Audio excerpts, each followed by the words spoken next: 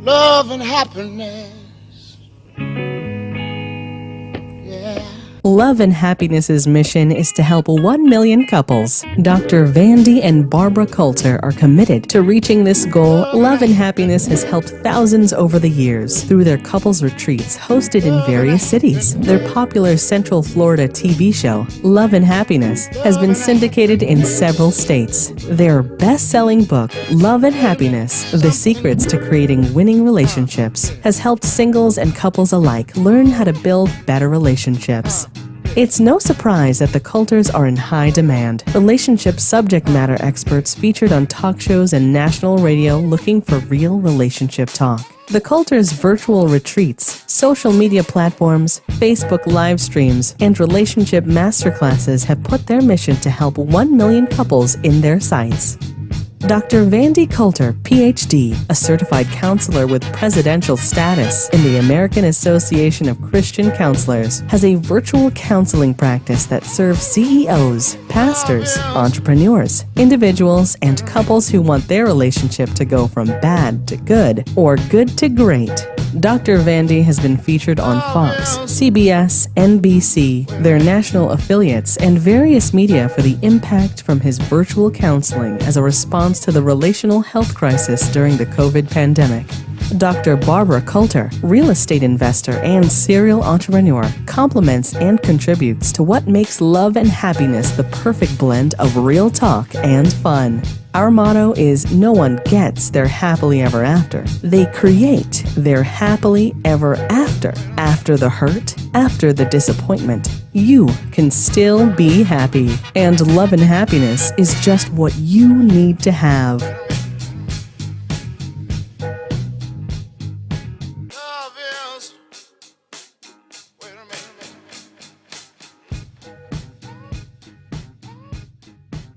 All right, we are in. Hi. Happy Hey. Saturday. Yes, indeed. Happy Saturday. We are excited once again to bring a great show today. We Good are stuff talking, today. yeah, I think so. We're talking about losing patience. So the topic is help. I'm losing patience with my mate. Nope, Because I'm losing sometimes, patience. we lose patience with our children. We lose patience with different people we interact with every day. But when you lose patience with your mate, do you have the same response? Because sometimes you'll be at work and you might lose patience with your boss or your supervisor. But are you going to show it? Or are you going to have enough restraint not to show it? You know. Right. And sometimes we don't use that same restraint. It's almost like we reverence the title of that person, and which causes us not to lose patience, or not to show we're losing patience. But when it comes to our mate, it don't matter. We just go in. Yeah, and that's it's like an example I'll say over the years is it's easy for you to teach someone you don't love how to drive. When you teach someone that you love how to drive, you got to be careful, generally speaking, that your patience is like, it's like you'll be like, no, but then other people you're like, no, just turn here. Mhm. Yeah. That is very so true. we're talking about help. I'm losing my patience. Mhm. And we're getting ready to just start walking through things. If you are, which there's no couple that isn't, having seasons or circumstances that you just find yourself not being as patient or forgiving as you really could be, this is absolutely going to really give you some perspective and some things that you can do as you are trying to stop blowing up, because it's real relationship talk. Right. When we first got together for like the first easy 8 years, I would always fail my patience test with my wife. I would always fail. I would go into I would meditate on not losing my patience, because historically I wasn't a patient person. He was a New Yorker, virtue. so let me interrupt. He was a New Yorker, born and raised in Brooklyn. And when whenever I interact with a New Yorker, they could be sweet as pie, but they're aggressive people. Yeah, they know what they want. They don't city. have no type of. Yeah. It's like we don't zero have time for tolerance for foolishness. anything. We don't have Zero time for tolerance. foolishness. Right. And so the patience level is like. Yeah, it was like, hurry up. What are you saying? Come on, get to the point. We got things to do. I'm like, whoa, I like to, slow talk. I like to, So and you're doing it now. So I'm trying to get to my point. Anyway. My point is I didn't have patience. I have tremendous patience now, to the point that the Bible says out of the mouth of two or three things is established. For the last easily 15 years, people would just be like, "You're so patient. You're so patient." Strangers and so on. So no, I'm not talking about in the relationship versus out. Okay, because I mentioned that in the beginning, that we can have patience with our coworkers, our boss, but the person closest to us, we don't have patience. No, with. You will even admit that my patience level has improved. Absolutely. So I'm not just saying. No. I'm just saying in general, I failed the patience performance test on a regular basis. And what I'm saying is, if I can be patient enough to finish my point, my point is, I would go in with a conscious incompetence, meaning I was aware I was always failing to show you the patience I felt you deserved. So when we would have a conversation, I would go in, and as she's speaking, I'll say, okay, Vandy, now here's the part. This is where you stay calm, stay patient. Don't react, And then 4 seconds later, I'm reacting. I'm anything but calm. And then I walk away going, how did I fail again to be patient, And I would kick myself over and over, like, well, if I can perform these other areas, well, why can't I? And I just kept grinding at patience. So for me, it didn't happen overnight. While you can recognize it has improved, it has improved tremendously, and others can recognize. And if any of y'all ever met me from New York growing, through the years in Brooklyn, and then you actually interacted and spent time around me, now you say, man, you really are more patient than you used to be. So I understand the help that's needed.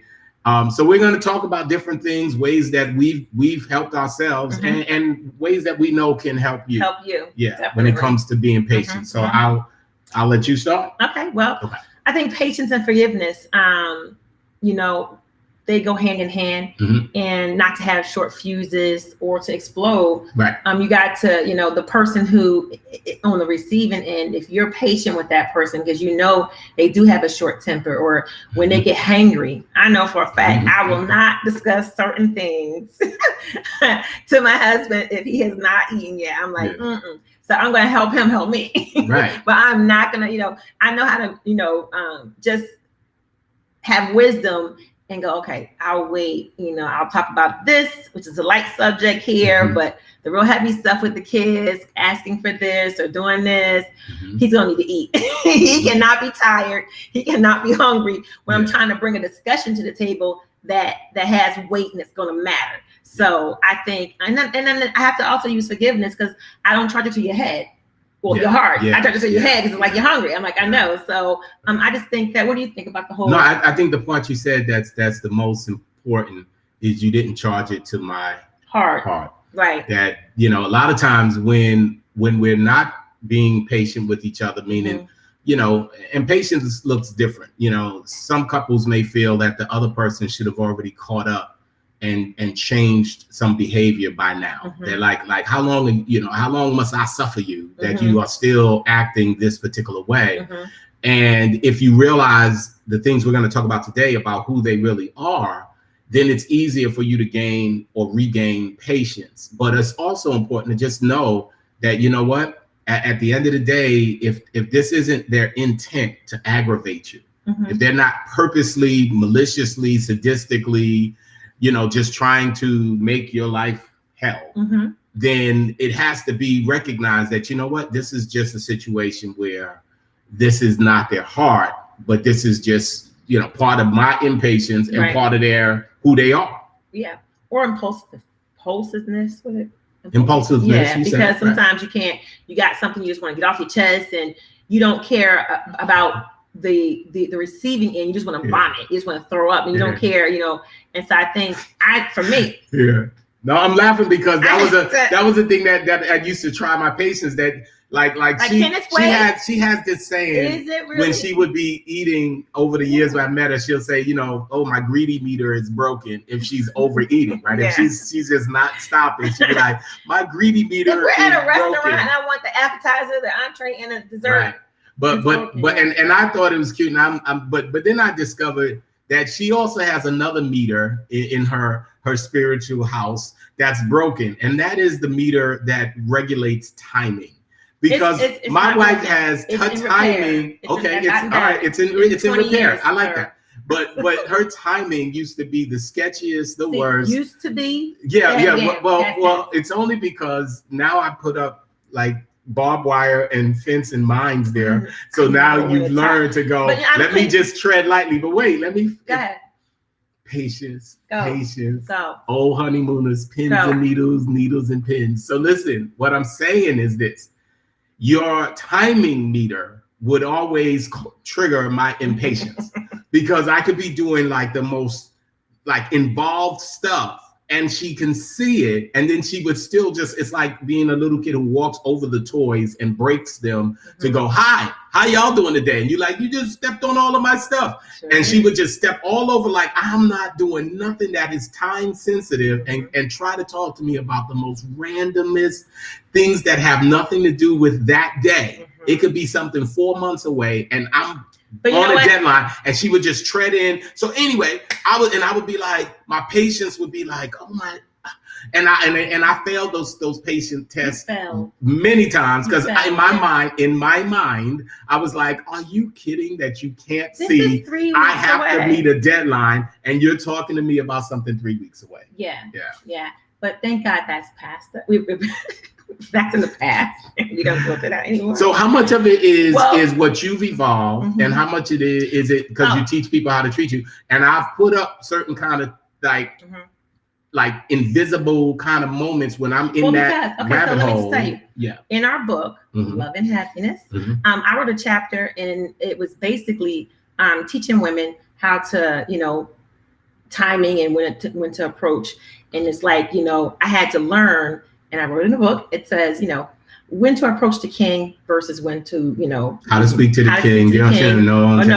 I'm referring to when to approach the king versus the boy, the fool, the whoever. My man Junior. And so it's like I had to learn through my own experience when to approach you.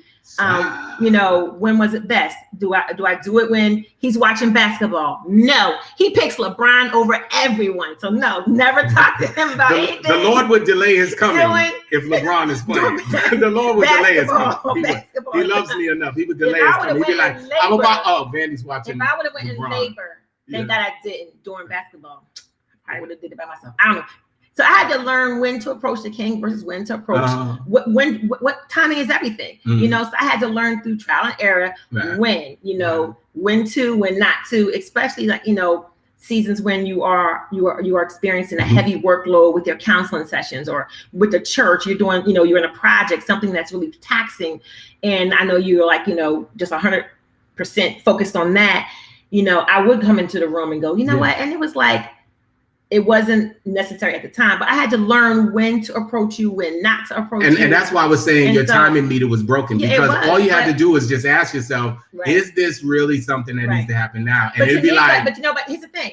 The person who is in need to get it off their chest, it's important to them. Yeah. It didn't matter if it was a kid's ballet recital or if it was a soccer game. 2 months away. Don't matter. Right. Don't matter. Right. I'm a planner. I like to plan tickets. I like to do this. Can't you plan when you go talk to me? Anywho, that's not the point. I had to learn when to approach you about certain things. Okay. And so there's a lot of people out there, even men. I'll let you get to the next point. It's not just a woman thing. It's a it's a human thing. It's a human thing. Timing is, there's broken timing on both parties. Right. It's just when one person in the relationship doesn't have a gauge of that, it gets frustrating. And I failed often to just be able to go, hey, this is a 6 weeks away conversation. So how about we talk about it maybe in a day or two after I pass? It took me a while to get there because initially I was like, do you not see what part of so to the point, because I don't want you to leave your points on the table. So one of the ways to develop the patience is what we're talking about, because I think while we have our issues with that we've had to tread through, others may be in other areas. Maybe it's in somebody maturing or somebody changing or evolving or whatever. But in terms of whatever the general blanket need to develop patience looks like, what I'm saying is let's look at the some of the solutions about ways to have more patience in the relationship. So you want to take? No, I just took you good. Okay, so I would say it starts with understanding not just their flaws when you're being impatient. In my case, being impatient with you, I had to also understand your character and realize that your character was really what was causing the flaws, which is your sense of wanting to take care of these little things that I was like, that can be done in 2 weeks, that can be done in a week. The word, but I just wanted to, because I want the viewers to understand, it may have been little to you, but it was important to me. So someone may, watching may say, well, hey, it was important to me. It wasn't. No. Let's be fair, because if you put that on the table, and I'm going to have to address that. Okay. It is not a size. It is a timing dynamic. So when I say this can be spoken about in 3 weeks, because it's literally 5 weeks away, and I'm working on something that requires me to finish it over the next 3 days. Right. That is understanding that your character is that you're prioritizing everything today for 6 weeks. And that's not just planning, because trust, I'm a planning person. What I'm saying is I put things in decency and order, and I'll knock them down to say, okay, this is for the next 3 days. We can talk about that in 4.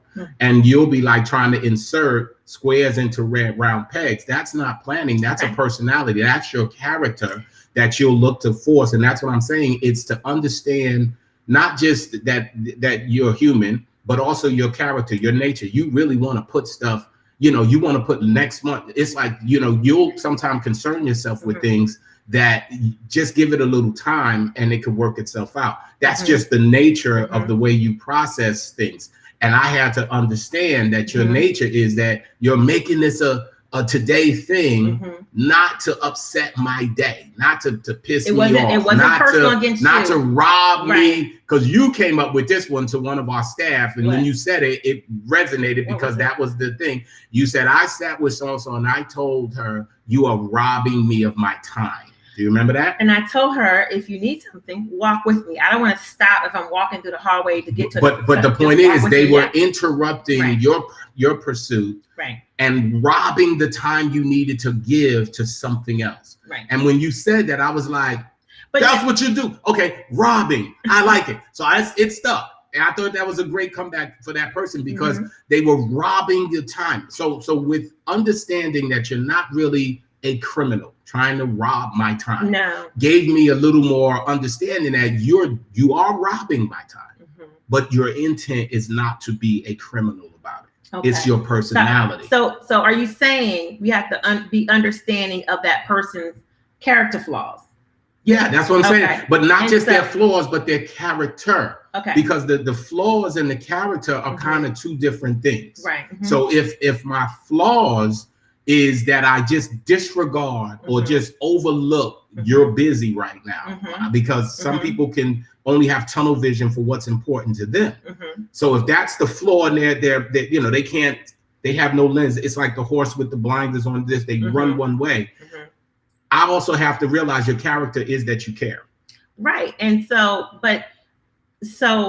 I get that, but I actually had to also understand your character.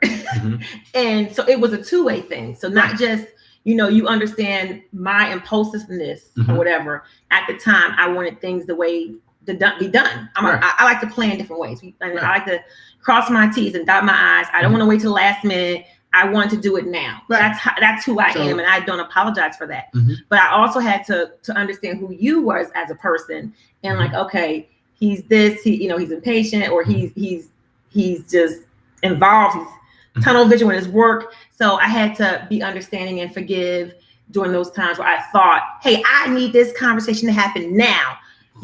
So reverse it to me now, because my character is I have a high work ethic. That's very like aggressive and tunnel vision, horse with the blinders on. When I'm fixated, I remember my best friend Bill in New York would say, Vandy's like a dog with a bone when he gets something. It's like, yeah, but I'm going back to when I was a teenager. Okay. So I'm going back, before you say it, I got to go with the original source. Got it. And I understood what he meant is when I'm focused on something, it's like I'm like a tree planted by the river. I shall not be moved kind of stuff. And so being so focused also caused it to be a flaw on my part, where if I'm focused on this, don't try and it could be the game or it could be work. It could be whatever. It's like my wife knows, she'll sit down, I'll be like, she'll start a conversation. I'm like, we only talk during commercials. You know that there'll be a timeout.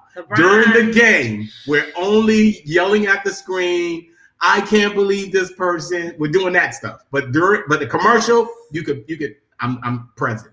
Game comes back on. We're not talking about.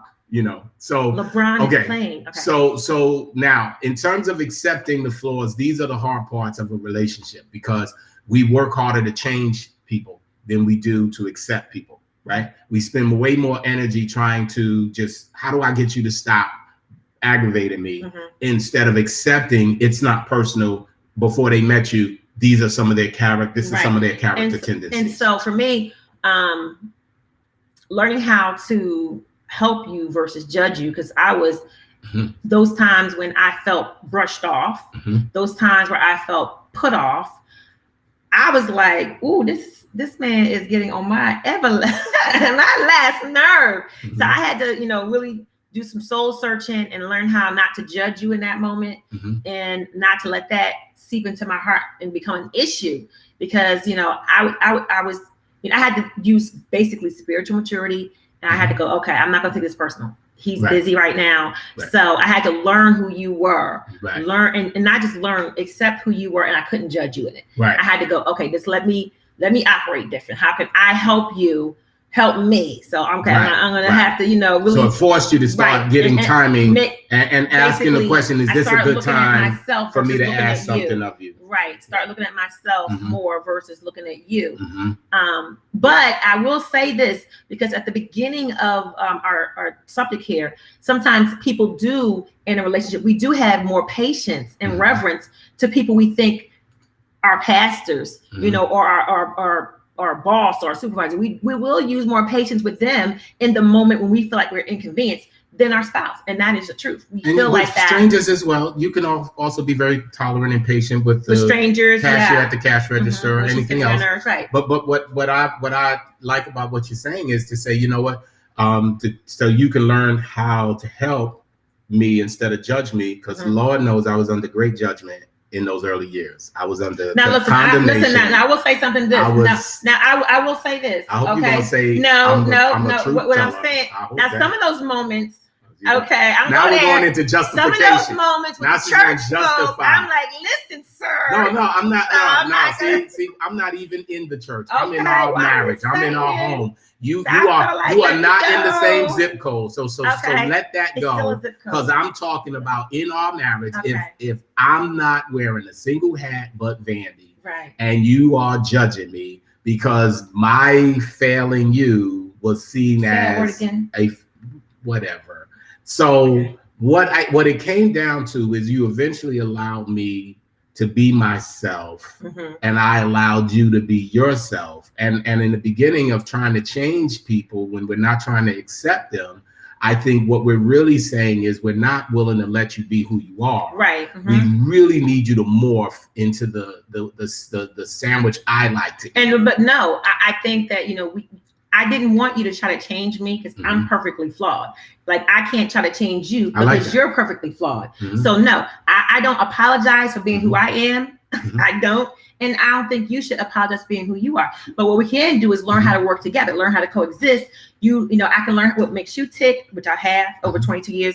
You can learn what makes me tick, and we can work together in harmony versus I try to change you. Don't be so aggressive. Don't be so New York-ish. You can't, Barbara, don't be so farm girl. Don't be so, don't be so, don't be so, daffodils and dandelions. But listen. You had to learn how to. Let's take what you just said. I thought you said it great. Don't try to change me. I'm perfectly flawed. Right. That is the beginning. That is not the end result. That is not the acceptance. That is the acceptance of that season. Meaning, in the beginning, you have to accept that it's not healthy to try to force the change because we're all perfectly flawed, right? That's the beginning. Because after the beginning of that wisdom has hit you, then you must look to evolve and develop. And accepting the flaw, if I may, is not it's not a condoning I'm not going to ever change because I'm perfectly flawed. It's the beginning of recognition to go, okay, I can accept your flaws because I'm flawed. Right. And that's okay. But that's the stepping stone, in my estimation, to decide, okay, now that I realize my flaws and you realize your flaws, how about we work on these flaws? I work on my issues, you work on your issues, and let's see how much we can evolve. Right. Because what's perfectly flawed today can be imperfectly flawed tomorrow. We can evolve, and so we've all evolved. We all change. Right. So I just want to say in closing, because it's time for us to get ready to leave all of this, is that as you are working to accept who they are as they are, that should not be the license for Absolutely I never not. grow and No, evolve. absolutely not. It should be because if I really want to be who I am, if I can't be who I am with you, I be who I am around someone else, and that means one of those is a lie. Right. So it's easier to say, while the person can't change you, I do want to work on being able to be myself around you in a way that is not just accepted but respected. Right. I like that. Yeah. I like that. Again, take an inward look at yourself and go, okay, I want to make sure I'm a better version of me so I can be a blessing to you and you. Yeah. And along the way, give yourself room to just not get it right, because Lord knows it's a process. And I would miss it way more than I hit it. And I'm still subject to miss it on any given day. There's still a day that I can fail and be more flawed than accepting. Yeah. So, all right. We look forward to seeing y'all next week. And y'all have a wonderful